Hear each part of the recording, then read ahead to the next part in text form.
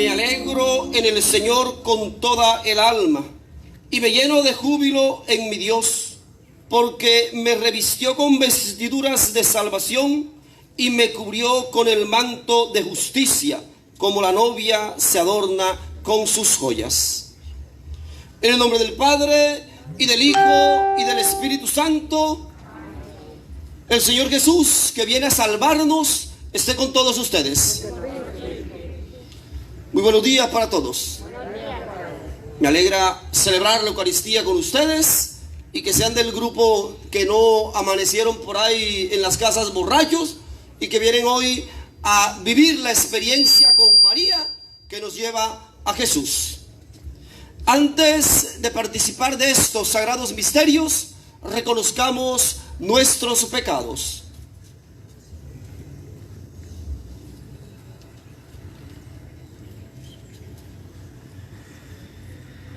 Yo confieso ante Dios Todopoderoso y ante ustedes, hermanos, que he pecado mucho, de pensamiento, palabra, obra y omisión, por mi culpa, por mi gran culpa. Por eso ruego a Santa María siempre Virgen, a los ángeles, a los santos, a ustedes, mis hermanos, que intercedan por mí ante Dios nuestro Señor. Dios Todopoderoso tenga misericordia de nosotros, perdone nuestros pecados y nos lleve a la vida eterna.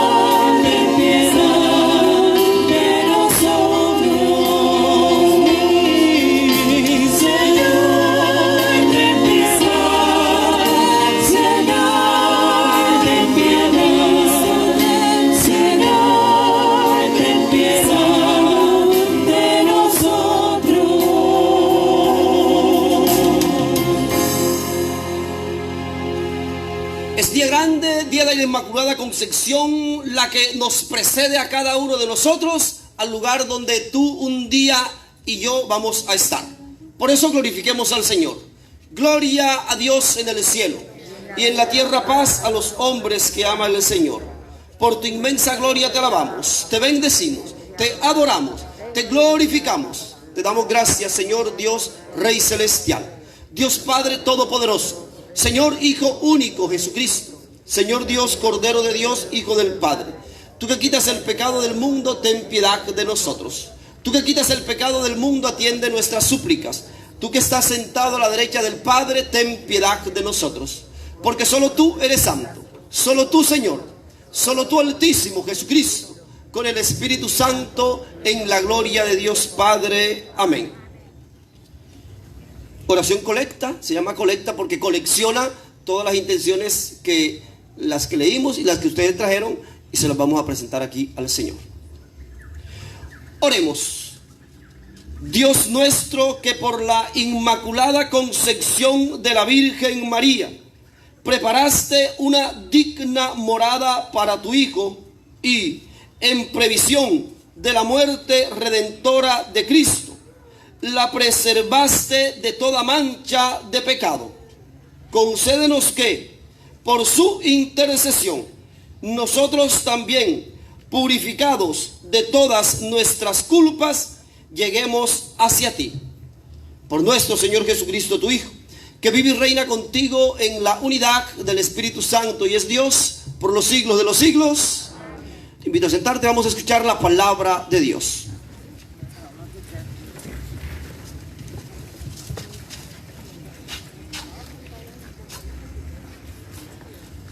En el libro del Génesis hoy leemos las consecuencias del primer pecado de la humanidad, que ha quedado herida y ha perdido el equilibrio y armonía inicial.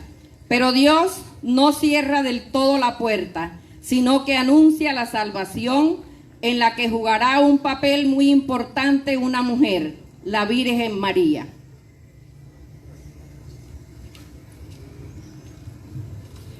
Lectura del libro del Génesis. Después que Adán comió del árbol, el Señor llamó al hombre. ¿Dónde estás? Él contestó: oí tu ruido en el jardín, me dio miedo, porque estaba desnudo y me escondí. El Señor le replicó: ¿quién te informó de que estabas desnudo? ¿Es que has comido del árbol que te he prohibido comer? Adán respondió: la mujer que me diste como compañera me ofreció del fruto y comí. El Señor dijo a la mujer: ¿qué es lo que has hecho? Ella respondió: la serpiente me engañó y comí. El Señor Dios dijo a la serpiente: por haber hecho eso, serás maldita entre todo el ganado y todas las fieras del campo. Te arrastrarás sobre el vientre, comerás polvo toda tu vida. Establezco hostilidades entre ti y la mujer, entre tu estirpe y la suya. Ella te herirá en la cabeza cuando tú la hieras en el talón. El hombre llamó a su mujer Eva, por ser la madre de todos los que viven. Palabra de Dios. Canten al Señor un cántico nuevo, porque ha hecho maravillas. Canten al Señor un cántico nuevo, porque ha hecho maravilla. Su diestra le ha dado la victoria, su santo brazo. El Señor da a conocer su victoria, revela a las naciones su justicia. Se acordó de su misericordia y su fidelidad en favor de la casa de Israel. Los confines de la tierra han contemplado la victoria de nuestro Dios. Aclama al Señor tierra entera. Griten, vitoreen, toquen.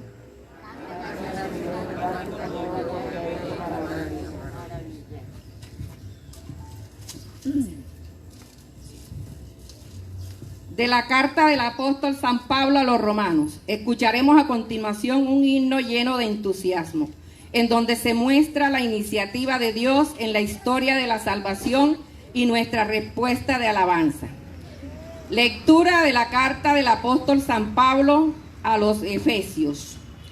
Bendito sea Dios, Padre de nuestro Señor Jesucristo, que nos ha bendecido en la persona de Cristo con toda clase de bienes espirituales y celestiales.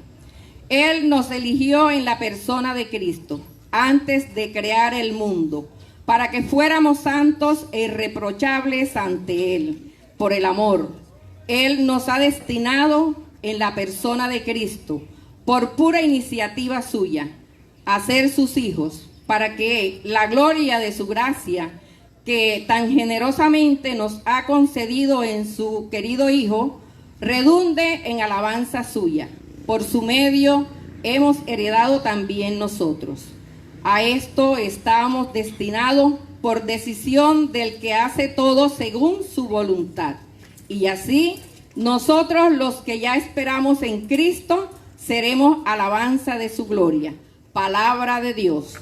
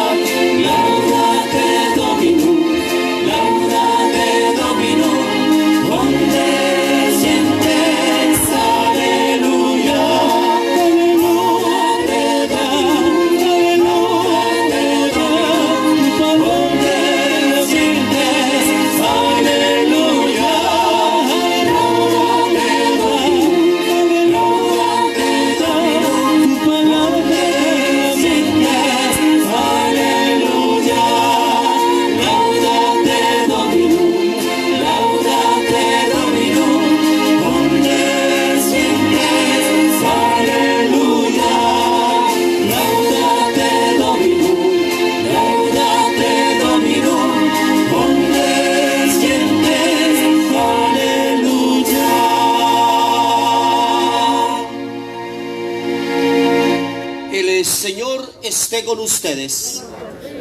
Lectura del Santo Evangelio según San Lucas.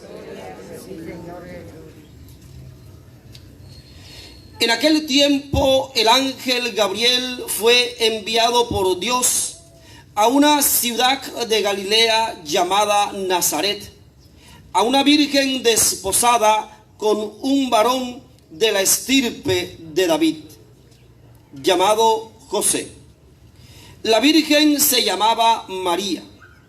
Entró el ángel a donde estaba ella y le dijo: alégrate, llena de gracia, el Señor está contigo. Al oír estas palabras, ella se preguntó y dijo: ¿qué quería decir este saludo? El ángel le dijo: no temas, María, porque has hallado gracia ante Dios. Vas a concebir y a dar a luz un hijo, y le pondrás por nombre Jesús. Él será grande y será llamado Hijo de Dios.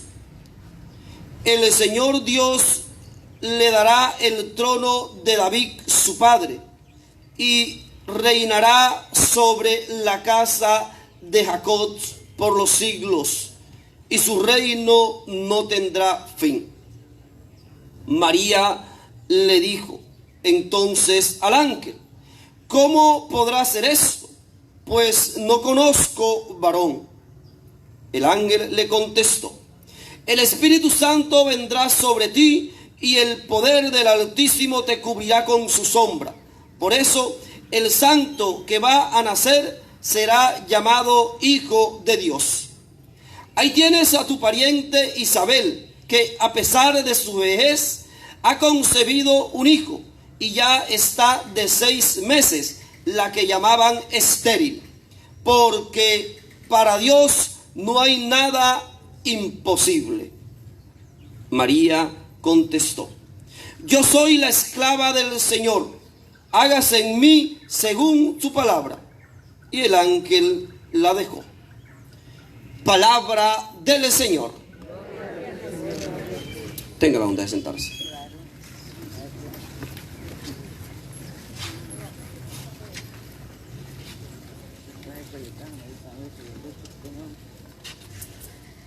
Quisiera proponerles para nuestra reflexión desde la palabra de Dios, para que busquemos más el proyecto de Dios, que profundicemos más en las cosas del Señor, que no nos quedemos en lo efímero, en las ramas, porque a veces no sabemos lo que estamos celebrando, no entendemos lo que celebramos.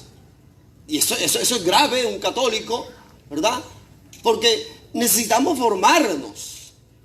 La palabra de Dios explica la palabra de Dios. Oye, lo tienen que tener en cuenta. La Escritura explica la Escritura. No hay que buscar explicaciones en otra parte. Ahí está, dentro de la Escritura. Son principios de la doctrina de la iglesia, del catecismo. Ustedes leen el catecismo, los numerales del 101 en adelante hasta el 137, van a encontrar toda la manera como la iglesia venera la palabra de Dios, y que la palabra de Dios no es un libro, sino una persona que se llama Cristo. Y ahí van a encontrar la manera de cómo interpretar las Sagradas Escrituras. Y San Agustín tiene un principio que está allí en el catecismo. Dice: el Nuevo Testamento está escondido en el Antiguo, y el Antiguo Testamento está revelado en el Nuevo, como una flor, ¿verdad? Cuando sale su pétalo, está ahí escondido, aunque no salió, pero en cualquier momento sale. ¿Por qué les digo esto? Porque para entender a María hay que entenderla desde las Sagradas Escrituras. No puedes entenderla desde un monumento, como muchos se quedan en eso, ¿verdad? Y eso, ojo, eso puede ser idolatría, para que sepan ustedes. ¿Ven? La Virgen hay que buscarla desde lo que leímos hoy en el Génesis. La mujer, la nueva Eva, desde allá hay que buscar a María. Y por eso yo quiero como hacerle algunas preguntas a ustedes para ver cómo están. ¿Quién proclamó el dogma de la Inmaculada Concepción y en qué año?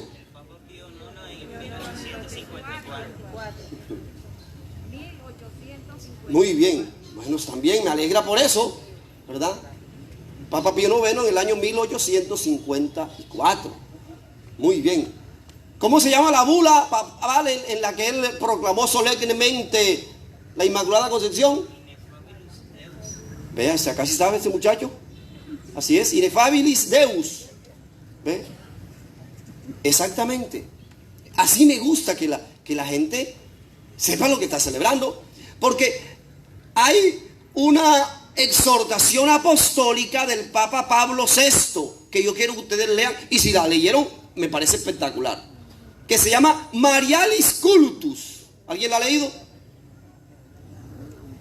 ¿Alguno la ha leído? Del año 1974. Exhortación apostólica, Papa Pablo VI. Marialis Cultus. Bueno, no la han leído, búsquela en internet y la van a leer. Él dice ahí algo que les voy a decir yo a ustedes ahorita. Dice que quedarse en un culto de una estatua a la Virgen María es ignorar el proyecto de Dios, porque a ella hay que buscarla en las Escrituras. Lo dice Papa Pablo VI, yo estoy repitiendo, ¿verdad? Quedarnos en el culto a María en una estatua es pésimo, es pésimo. Por eso miren que hoy leímos Génesis, el Salmo habla de María, el Evangelio habla de María, pero todo lo que se habla de María es en previsión a lo que ella iba a llevar en su vientre. ¿A quién? A Jesús. Decía, María es grande, ¿por quién? Por Jesús. Eso hay que tenerlo claro también. ¿Sí? O sea, todo lo que a María le veneramos, le otorgamos, es en previsión a Cristo. ¿Oyeron?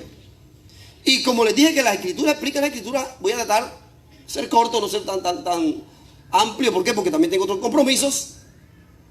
Desde las Escrituras le voy a explicar a María, y claro, a Cristo, por supuesto, que es el Rey de Reyes y Señor de Señores, ¿verdad? A Cristo siempre es el que debemos nosotros predicar.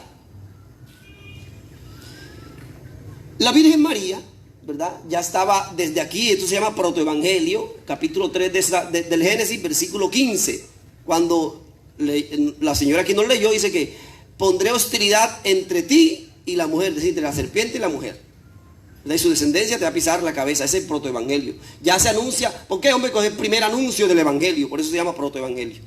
Se anuncia que ya va a encontrar la victoria, la descendencia de la mujer. ¿Quién va a ser la descendencia de la mujer? Cristo. Y claro, cada uno de nosotros los bautizados, ¿sí? Por eso Cristo en algunos pasajes le va a llamar a María mujer. No es porque la esté despreciando, no, es mirando las Escrituras. ¿Cómo leía Cristo las Escrituras? Así tenemos que leerlas nosotros. Les voy a decir dos ejemplos, tres ejemplos, para que entendamos. Por ejemplo, Lucas capítulo 24, todo ese capítulo pueden leer los discípulos de Maús. ¿Se acuerdan que iban dos discípulos y dicen, hace 3 días ya que pasaron todas estas cosas y no ha pasado nada, pero parece que unas mujeres nos dijeron que vieron una aparición de ángeles y que resucitó, pero nosotros no hemos visto nada? Dice que Jesús se les apareció caminando con ellos, pero ellos no lo reconocieron. Y comenzó a explicarle las Escrituras, empezando por Moisés y los profetas, diciéndole todo lo que en las Escrituras hablaba acerca de él. Hay que leer ese capítulo que es espectacular. Es decir, las Escrituras, el Antiguo Testamento habla del Mesías, del que va a venir. ¿Oyeron? Todas las Escrituras, tanto el Antiguo Testamento, es decir, la antigua ley como la nueva ley, apuntan a Cristo. Todos los personajes que aparecen en el Antiguo Testamento apuntan a Cristo. Abraham, Moisés, Jacob, José, todos apuntan, tienen algo de Cristo. Y todas las mujeres del Antiguo Testamento van prefigurando ¿a quién? Así tienen que leer las Escrituras, ¿oyeron? Para que entiendan, porque no andarán perdidos con la Biblia bajo el brazo y aprendiéndose 2 o 3 versículos y enseñándoselo a todo el mundo y no saben qué significa. ¿Sí? Porque así quedamos. Entonces, ahí Jesús les explicó las Escrituras, dijo, todos los profetas, Moisés, hablaron de mí. Dice que ardía nuestro corazón cuando nos explicaba las Escrituras. Ojalá tu corazón arda cuando escuches la palabra de Dios. Pero ahí hay algo fundamental. Hay algo fundamental. no lo reconocieron sino hasta cuándo. Hasta cuando partió el pan, la Eucaristía. Tú puedes saber mucha escritura, te la puedes aprender de memoria, pero si no celebras la Eucaristía no conoces a Cristo. Si no comes su cuerpo y no bebes su sangre, no conoces a Cristo. Ahí está el capítulo 6 de San Juan. El que no come mi carne y no bebe mi sangre no tiene vida eterna. Oye, yo no sé por qué la gente no lee eso. ¿Será que se saltan esos capítulos? Si ahí está claro, ahí está clarísimo. Bueno, así leía Jesús las Escrituras, buscando en ellas su persona. ¿Se acuerdan también? Me viene a la memoria el capítulo 3 de San Juan, el diálogo con Nicodemo. Versículo 14 exactamente, para ser más específico, dice: así como Moisés levantó la serpiente de bronce en el desierto, así tiene que ser levantado el Hijo del Hombre, para que todo el que lo mire se salve. Si ven que Jesús se remite ¿a dónde? Al Antiguo Testamento, a las Escrituras. Se remite allá. También Juan 2:20, busca lo de Jonás, ¿se acuerdan? Así como Jonás fue un signo, así también va a ser el Hijo del Hombre para esta comunidad. Y aquí hay uno que es más que Jonás. Y aquí hay uno que es más que Salomón. Claro.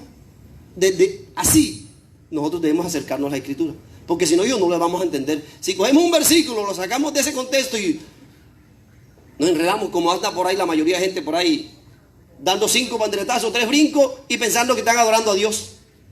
No. La única manera de adorar a Dios es la Eucaristía. Aprendan eso. Por lo menos que aprendan eso hoy, me voy contento. No hay otro culto, otra manera de adoración que la Eucaristía. Padre, yo leo la Biblia. Muy bien, tienes que leerla porque si no, no aprendes. Padre, yo rezo el rosario. Me parece bien porque yo también lo hago y yo leo la Escritura. Padre, es que yo en mi casa hago oraciones. Está bien que lo haga. ¿Vas a misa? No, padre, esto está mal. Muy mal. Porque no estás adorando a Dios. Porque no hay adoración sin sacrificio. ¿Oyeron? No hay adoración sin sacrificio. En el Antiguo Testamento, siempre que había adoración, había sacrificio. Mataban animales. Era la manera de Dios adorar a Dios. La manera de entrar al pacto era a través de un rito que se llamaba circuncisión. Se hacía a los 8 días. ¿Se acabaron las pilas?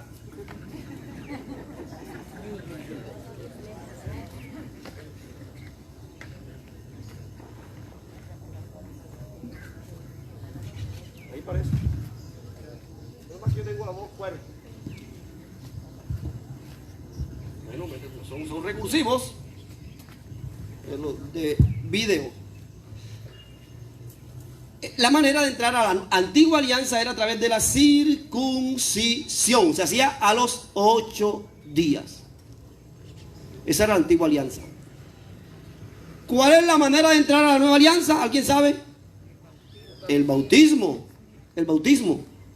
Que se debe hacer también con los niños pequeños. ¿Por qué? Porque, padre, que el niño tiene que saber. No, el niño tiene que saber que va a entrar a la alianza. Tú eres el que tiene que saber, porque el niño se bautiza por la fe de los papás. Hay que aprender esas cosas. El niño se bautiza por la fe del niño. Es por la fe del padre. Y la iglesia, como es sabia, es santa, es la columna de la verdad. Primera de Timoteo, capítulo 3, versículo 15. Ahí encuentra. Le dice Pablo a Timoteo: te dejo ahí un trato mientras yo voy para que sepas cómo tienes que comportarte en la iglesia. Columna de la verdad. Es la iglesia la columna de la verdad. Es importante saber eso. La iglesia. Entonces el papá, por la fe del papá, se bautiza al niño. ¿Por qué? Porque yo quiero que mi niño esté en el pacto de Dios, en la alianza. Que mi niño sea hijo de Dios. Que Dios lo adopte. Porque en el bautismo Dios adopta al niño como su hijo. Dios le regala la gracia. Dios le regala el Espíritu Santo. Lo que hablamos hoy aquí, el pecado original. El pecado original no es algo con lo que nosotros venimos. Que venimos llenos de pecado. No, ese no es el pecado original. El pecado original es algo que nos hace falta. ¿Sabían eso? ¿Alguien lo sabía? Bueno, hay que leer más el catecismo. Esto es el catecismo. Pero les digo, nos vamos hablando de pronto no en lo profundo de las escrituras y en la doctrina de la iglesia. ¿Verdad? El pecado original es que nosotros venimos al mundo, nacemos sin la gracia de Dios. Ese es el pecado original. No es que el niño nazca con un montón de pecados. El niño puede nacer y morirse y se va para el cielo. Se va para el cielo. Dios sabrá cómo hace, pero se va para el cielo, no tiene pecado. ¿Sí? Dios le da su gracia. En el bautismo, eso hace. Se borra el pecado original, es decir, Dios te da la gracia. Esa que perdiste acá con esta parejita, Adán y Eva. Ellos estaban en gracia y perdieron la gracia que era la amistad de Dios con ellos. Bueno, en el bautismo ocurre eso. Dios te regala la gracia. Hombre, ¿cómo no voy a creer yo que mi hijo, Dios le regale la gracia y lo haga hijo de él? Así como cuando un niño nace, tú lo llevas al registro civil para que el niño tenga deberes de colombiano, ¿sí o no? ¿No haces eso? Porque si tú no lo registras, él no es colombiano. ¿Cómo vas a decir tú que él es colombiano? A ver, dime. Tienes que tener el registro civil, ¿sí o no? Y entonces puede ir a la clínica, puede recibir. Bueno, lo mismo en la iglesia. Para que él se haga ciudadano del cielo, hijo de Dios, ahí está el bautismo. Pero a mí, yo tengo amigos por ahí protestantes y encuentro gente muy obstinada. Yo no sé qué tienen en la cabeza, ¿no? No, que yo tengo que bautizarme grande porque ahí Jesús se bautizó grande. Entonces yo le explico, mira, que el rito que hizo Juan no es el bautismo de la iglesia. Porque el bautismo de la iglesia todavía no llega a ser un rito judío que hoy lo siguen haciendo.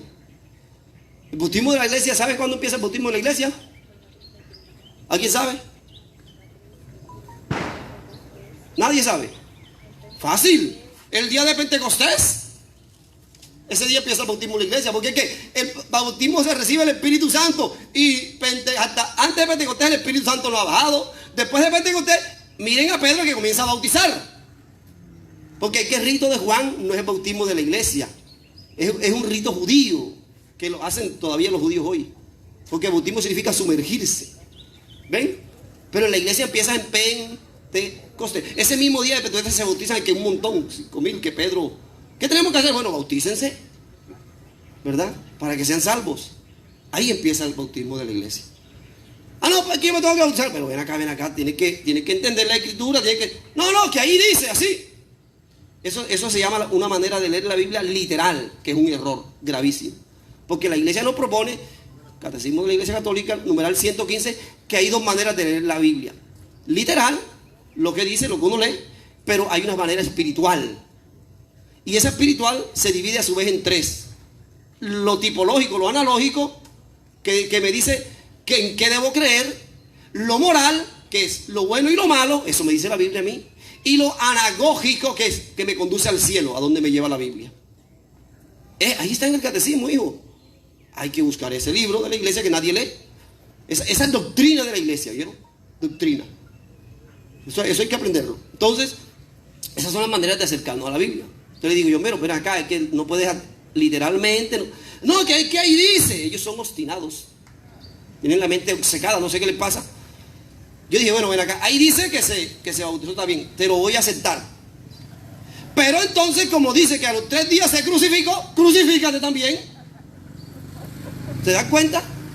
Que a ellos hay que cogerlo con lógica, o sea, con sentido común. Con sentido común. Bueno, algo para hablar de María, por lo que no quiero extenderme tanto porque tengo otros compromisos. María la llaman la arca, la nueva arca de la alianza. ¿Sí sabían que ese tiene un nombre espectacular de María? La doctrina de la iglesia dice eso. La nueva arca, la nueva Eva, ¿verdad? La Jerusalén, la novia. Tiene un montón de cosas María, hermosísima. Para hablar de María pensábamos unos otros tiempos, ¿no?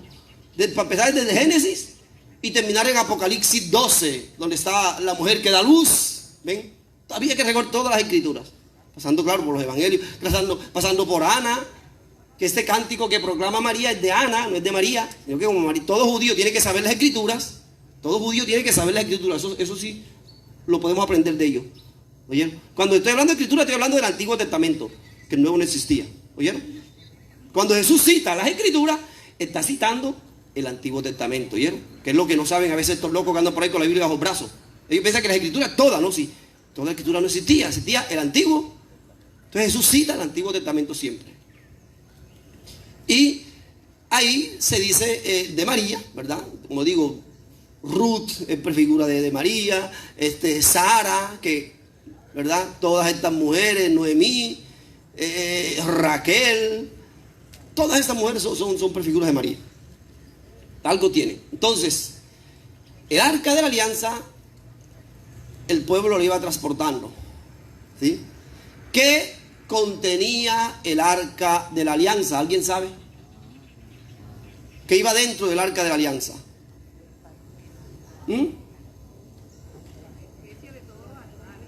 No, el arca de la alianza, ese Noé es lo que tú me estás hablando. Iba la ley, es decir, la tabla de la ley, ahí iban en la alianza, en el arca, ¿no? El arca, ¿sí? El arca de la alianza iba la tabla de la ley. Bueno, María, que lleva en su vientre la nueva ley, a Jesucristo, ya no una tabla de piedra. ¿Qué más iba en el arca? Algo que habla de la Eucaristía. ¿Qué pasó en el Antiguo Testamento? ¿Ah? El maná. El maná, iba una copa de más con el maná que había dado en el desierto el Señor, ¿verdad? Bueno, María leía en su vientre al pan vivo bajado del cielo, el nuevo maná. ¿Te das cuenta? La Eucaristía. ¿Qué más iba en el arca de la alianza? La vara de Aarón, esta mujer sí sabe muy bien. La vara de Aarón que reverdeció iba en el arca de la alianza. María lleva en su vientre. ¿Y quién era Aarón? Sí, yo sé que era hermano de Moisés, pero ¿qué papel representaba? Es primer sumo sacerdote de Israel. Y de ahí vienen todos los sacerdotes, ¿oyeron? De Aarón. Jesús es el sumo y eterno sacerdote. ¿Tú te das cuenta cómo las cosas concuerdan? Si leemos la Biblia así, si no, pues, ¿verdad? Como dice, no, que María no es importante. Por ahí me decía alguna vez alguien de estos protestantes, ¿no? Yo sí, ¿cómo así que María no es importante? Ah, no, fue que María es como un vaso desechable, que Dios la cogió y la dejó. Pero ven acá, hombre. Mira, lo que pasa es que ellos no saben que cuando ellos insultan a María, no están insultando a María, están insultando a Dios. Para que ellos tienen la cabeza chiquitica y no saben eso. Claro, porque yo le dije, ven acá, porque yo tengo buen sentido común. Ven acá, ven acá. ¿Tú qué piensas de un hombre que coja, tome a una mujer, la embarace y después la deje? Ah, no, ese es un sinvergüenza. Ah, entonces Dios es un sinvergüenza. Porque eso es lo que tú me estás diciendo que hizo Dios. Cogió a María, la embarazó y después la dejó. Ah, no. Ah, entonces eso es lo que tú me estás diciendo, hijo. ¿Sí o no? Entonces tiene que mirar qué estás diciendo. Ah, no, que entonces ellos se saltan de un sitio para otro como la gallina. Ah, no, pero mira, Jesús despreció a María. Allá está las bodas de Caná, cuando dice, ¿qué tengo que ver yo contigo, mujer? No ha llegado mi hora. No, es que no la estás despreciando, le está dando un puesto importante. No la estás despreciando. No, ok. Hijo, ven acá. ¿Qué le pasa a una persona que está en pecado? ¿Qué le pasa a una persona, por ejemplo, que está en pecado? No está en la gracia, ¿sí o no? Claro. Que no cumple, si tú no cumples la ley, estás en pecado. Si tú no cumples la ley, estás en pecado. Yo estoy hablando del Antiguo Testamento, ¿no? Estás en pecado. Entonces, ¿cuál es el cuarto mandamiento? Honrar padre y madre. Si Jesús no honra a su madre, entonces Jesús está en pecado. Y ni pensar de que Jesús tenga pecado. Sentido común. Insultar a María es insultar al Señor. ¿Verdad que ellos no saben eso? Que pobrecitos, ¿no? Pobrecitos. Entonces, es eso. Jesús no puede estar en pecado. Jesús, mire, los judíos, y tanto así que el cuarto mandamiento, honrar padre y madre, está en la raíz de adorar. ¿Oyeron? Porque todo judío que ya esté viejo respeta a su madre y la madre tiene fuerza en la comunidad judía. ¿Oyeron? Entonces, María es fundamental. María pensada por Dios en el plan del Señor. María, la Inmaculada Concepción, en previsión a lo que el Señor, ¿verdad? Si ella fue, ¿cuáles son los dogmas de Mariano? ¿Quién lo sabe? ¿Cuántos son los dogmas marianos y cuáles son? Hoy yo quiero que ustedes aprendan, hijos, para que ustedes celebren bien a María, que no me estén quedándose solamente con ¿verdad? Que me encanta porque yo incluso le pongo flores a María. Claro que yo hago todo lo que ustedes hacen, pero tengo que saber por qué lo hago. Son 4 dogmas marianos. ¿Cuáles son? Bueno, eso voy a decir porque después entonces andan enredados. María, Madre de Dios. La maternidad. María, Madre de Dios. Es un dogma, ¿oyeron? Hay que creerlo. Los dogmas son para creerlo. María, Madre de Dios. Eso fue probado en el Concilio de Éfeso por ahí en el año 386. ¿Sí? La virginidad de María. María es virgen antes, en y después del parto. Otro dogma mariano. La asunción. María es llevada al cielo, asunta. No ascensión, asunta, es llevada. El único que asciende es el Señor por su propio medio. María es llevada al cielo. Y la Inmaculada Concepción. Esos son los 4 dogmas marianos. Hay que aprendérselos, ¿oyeron? ¿Por qué? Porque eso es conocer a María. Eso es conocer a María en las Escrituras. Entonces tú vas a María, Madre de Dios. Claro, ya tú entiendes todo el papel de María, de Madre. María Virgen. Entonces tú vas entendiendo todas las mujeres en el Antiguo Testamento que fueron vírgenes. Algunas dieron a luz. Entonces vas entendiendo el papel de María. Y lo vas buscando. Porque todo eso hay que tenerlo en cuenta al momento de tener un culto auténtico de María. Si no, nos quedamos en estampitas y en cosas. Entonces, es fundamental el proyecto de Dios. Sí, María es importante. Tanto así que ya aparece en el Apocalipsis 12, todo ese maravilloso libro del Apocalipsis que es muy espiritual, que nos ayuda a entender todo el proyecto de María. Entonces, desde ahí podemos nosotros vivir a María, imitarla.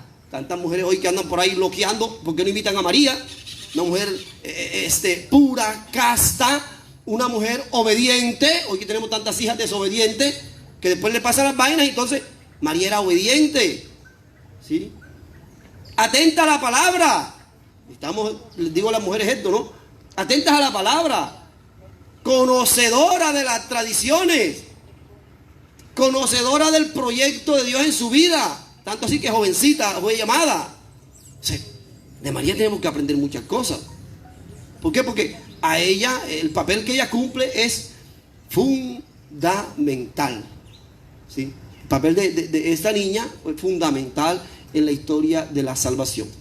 Que el Señor nos ayude, que el Señor nos fortalezca y que cada día profundicemos más el proyecto de Dios. Y siempre María nos lleva ¿a quién? A Jesús. Aprendan eso. Ella nos lleva, hagan lo que Él les diga. María nunca busca papel protagónico, no. Ella siempre te muestra a Jesús. Por eso, cuando las imágenes que aparecen con el niño, pero mirando, ¿verdad? Con el niño, pero mirando siempre para que tú llegues a Jesús. Gloria al Padre, al Hijo y al Espíritu Santo.